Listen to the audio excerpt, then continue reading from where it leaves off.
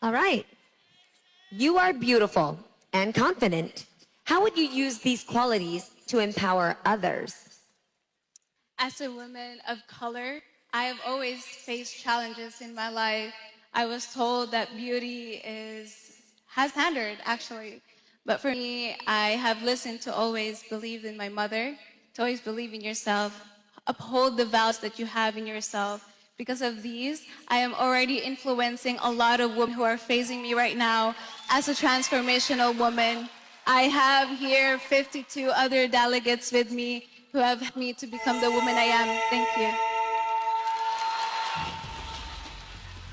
Thank you, Bulacan.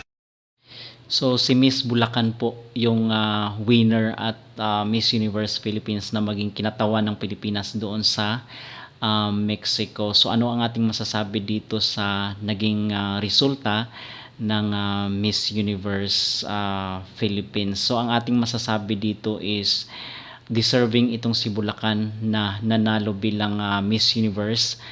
At nakikita natin dito na kung saan isa ito sa mga dark horse at binabantayan ng mga beauty pageant expert, at hindi nga nagkamali kasi siya nga yung nanalo talaga. At hindi inaasahan, ang sabi nga ng iba is expect the unexpected.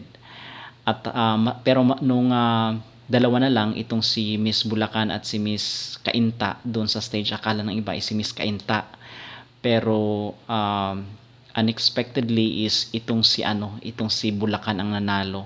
So malayong malayo doon sa mga ina-expect ng mga Pinoy na itong si Atisa or si Alexi yung mananalo.